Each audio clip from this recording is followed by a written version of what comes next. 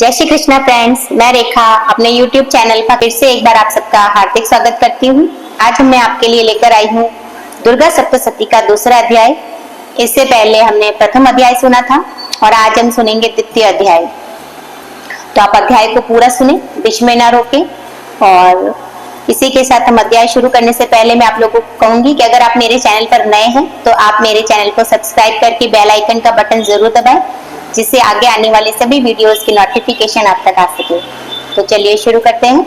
दूसरा अध्याय, देवताओं के तेज से देवी का प्रादुर्भाव और महिषासुर की सेना का वध।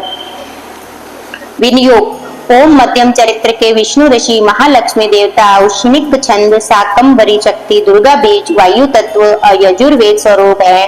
श्री महालक्ष्मी की प्रसन्नता के लिए मध्यम चरित्र के पाठ में इसका विनियोग है। और ध्यान। मैं कमल के आसन पर बैठी हुई प्रसन्न मुख वाली महिषासुर मर्दनी भगवती महालक्ष्मी का भजन करता हूँ, और जो अपने हाथों में अक्षमाला फरसा गदा बाण वज्र पद्य धनुष कुंडिका दंड शक्ति खड़ग ढाल शंख घंटा मधुपात्र सूल पाश और चक्र धारण करती है। और ऋषि कहते हैं, पूर्व काल में देवताओं ने और असुरों में पूरे 100 वर्षों तक घोर संग्राम हुआ और उसमें असुरों का स्वामी महिषासुर था। देवताओं के नायक इंद्र थे और उस युद्ध में देवताओं की सेना महाबली असुरों से परास्त हो गई और संपूर्ण देवताओं को जीतकर महिषासुर इंद्र बन बैठा। और जब पराजित देवता प्रजापति ब्रह्मा जी को आगे करके उस स्थान पर गए जहां भगवान शंकर और विष्णु विराजमान थे, देवताओं ने महिषासुर के पराक्रम तथा अपनी पराजय का यथावत वृतांत उन दोनों देवेश्वरों से विस्तार पूर्वक कह सुनाया। और वे बोले, भगवान महिषासुर सूर्य इंद्र अग्नि वायु चंद्रमा यम वरुण अन्य देवताओं के भी अधिकार छीनकर स्वयं ही उस सब का अधिष्ठाता बना बैठा है। उस दुरात्मा महिष ने समस्त देवताओं को स्वर्ग से निकाल दिया है। अब वे मनुष्यों की भांति पृथ्वी पर विचरते हैं। व्यक्तियों की यह सारी करतूत हमने आप लोगों से कह सुनाई। अब हम आपकी ही शरण में आए हैं और उसके वक्त का कोई उपाय सोचिए। इस प्रकार देवताओं के वचन सुनकर भगवान विष्णु और शिव ने दैत्यों पर बड़ा क्रोध किया और उनकी भौहें तन गई और मुंह टेढ़ा हो गया। तब अत्यंत कोप से भरे हुए चक्रपाणी विष्णु के मुख से एक महान तेज प्रकट हुआ। इसी प्रकार ब्रह्मा करके शंकर तथा इंद्र आदि अन्य देवताओं के शरीर से भी बड़ा भारी तेज निकला। वह सब मिलकर एक हो गया और महान तेज का वह पुंज जाज्वल्यमान पर्वत सा जान पड़ा। देवताओं ने देखा, वहां उसकी चल ज्वालाएं संपूर्ण दिशाओं में व्याप्त हो रही है और संपूर्ण देवताओं के शरीर से प्रकट हुए उस तेज की कहीं तुलना नहीं थी। एकत्रित होने पर वह एक नारी के स्वरूप में प्रणीत हो गया। अपने प्रकाश से तीनों लोकों में व्याप्त जान पड़ा। भगवान शंकर का जो तेज था उससे उस देवी का मुख प्रकट हुआ। यमराज के तेज से उसके सिर में बाल निकल आए। श्री विष्णु भगवान के तेज से उसकी भुजाएं उत्पन्न हुई और चंद्रमा के तेज से दोनों स्तनों का और इंद्र के तेज से मध्य भाग का प्रादुर्भाव हुआ और वरुण के तेज से जंगा और पिंडली तथा पृथ्वी के तेज से नितंब भाग प्रकट हुआ। ब्रह्मा के तेज से दोनों चरण, सूर्य के तेज से उनकी अंगुलियां हुई और वस्तुओं के तेज से हाथों की उंगलियां और कुबेर के तेज से नासिका प्रकट हुई। उस देवी के दांत प्रजापति के तेज से और तीनों नेत्र अग्नि के तेज से प्रकट हुए थे और उसकी भुहें संध्या के और कान वायु के तेज से उत्पन्न हुए थे। इसी प्रकार अन्य देवताओं के तेज से भी उस कल्याणमयी देवी का आविर्भाव हुआ। तदंतर समस्त देवताओं के तेज पुंज से प्रकट हुई देवी को देखकर महिषासुर के सताए हुए देवता बहुत प्रसन्न हुए। पिनाकधारी भगवान शंकर ने अपने शूल से एक शूल निकाल कर उन्हें दिया। फिर भगवान विष्णु ने भी अपने चक्र से चक्र उत्पन्न करके भगवती को अर्पण किया और वरुण ने भी शंख भेंट किया। अग्नि ने उन्हें शक्ति दी और वायु के धनुष तथा बाण से भरे हुए 2 तरकश प्रदान किए। सहस्त्र नेत्रों वाले देवराज इंद्र ने अपने वज्र से वज्र उत्पन्न करके दिया। ऐरावत हाथी से उतार कर एक घंटा भी प्रदान किया। यमराज ने काल दंड से दंड, वरुण ने पाश, प्रजापति ने सपटिक काश की माला, ब्रह्मा जी ने कमंडलू भेंट किया, सूर्य ने देवी के समस्त रोमकूपों में अपनी किरणों का तेज भर दिया, काल ने उन्हें चमकती हुई ढाल तलवार दी, क्षीर समुद्र ने उज्जवल हार और कभी जीर्ण न होने वाले 2 दिव्य वस्त्र भेंट किए। साथ ही उन्होंने दिव्य चूड़ामणि, 2 कुंडल कड़े, उज्जवल अर्धचंद्र और बाहुओं के लिए केयूर, दोनों चरणों के लिए निर्मल नुपुर, गले की सुंदर हंसली, सब अंगुलियों में पहनने के लिए रत्नों की बनी हुई अंगूठियां भी दी। विश्वकर्मा ने उन्हें अत्यंत निर्मल वर्षा भेंट किया और साथ ही अनेक प्रकार के अस्त्र और अभेद्य कवच दिए। इनके सिवा मस्तक और वक्ष स्थल धारण करने के लिए कभी न कुमलाने वाले कमलों की मालाएं दी। जल्दी ने उन्हें सुंदर कमल का फूल भेंट किया। हिमालय ने सवारी के लिए सिंह तथा भांति भांति के रत्न समर्पित किए। धनाध्यक्ष कुबेर ने मधु से भरा पान पात्र दिया तथा संपूर्ण नागों के राजा शेष ने जो इस पृथ्वी को धारण करते हैं उन्हें बहुमूल्य मणियों से विभूषित नागहार भेंट दिया। उन्हीं इसी प्रकार अन्य देवताओं ने भी आभूषण और अस्त्र शस्त्र देकर देवी का सम्मान किया। तत्पश्चात उन्होंने बारंबार अट्टहास पूर्वक उच्च स्वर से गर्जना की। उनके भयंकर नाद से संपूर्ण आकाश किया हुआ सिंहनाद कहीं समा न सका। आकाश उसके सामने लघु प्रतीत होने लगा और उससे बड़े जोर की प्रतिध्वनि हुई, जिससे संपूर्ण विश्व में हलचल मच गई और समुद्र कांप उठे, पृथ्वी डोलने लगी, समस्त पर्वत हिलने लगे। उसी समय देवताओं ने अत्यंत प्रसन्नता के साथ सिंह वाहिनी भवानी से कहा, देवी तुम्हारी जय हो। साथ ही महर्षियों ने भक्ति भाव से विनम्र होकर उनका स्तवन किया। संपूर्ण त्रिलोकी को शोभग्रस्त देख दैत्यगण अपनी समस्त सेना को कवच आदि से सुसज्जित कर हाथों में हथियार ले सहसा उठ खड़े हो गए। उस समय महिषासुर ने बड़े क्रोध में आकर कहा, यह क्या हो रहा है।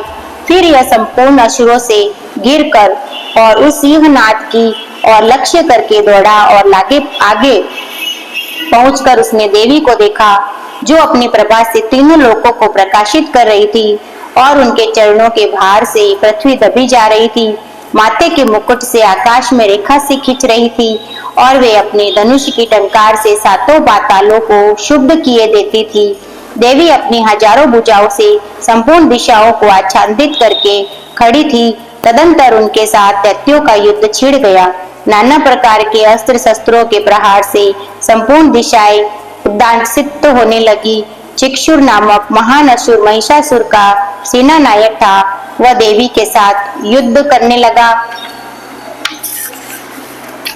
और अन्य दैत्यों की चतुरिणी सेना साथ लेकर चामर भी लड़ने लगा। 7,000 रथियों से के साथ आकर उद्दग्र नामक महादैत्य ने लोहा लिया। 1 करोड़ रथियों को साथ लेकर महानु ने नामक दैत्य युद्ध करने लगा, जिसके रोए तलवार के समान तीखे थे।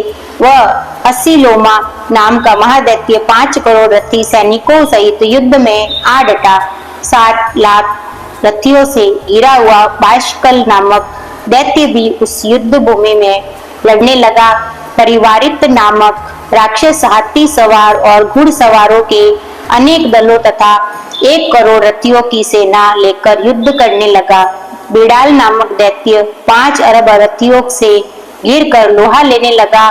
इनके अतिरिक्त और भी हजारों महादैत्य रथ, हाथी, घोड़ों की सेना साथ लेकर महादेवी के साथ युद्ध करने लगे और स्वयं महिषासुर उस रणभूमि में कोटि कोटि सहस्त्र रथ, हाथी और घोड़ों की सेना से घिरा हुआ खड़ा था।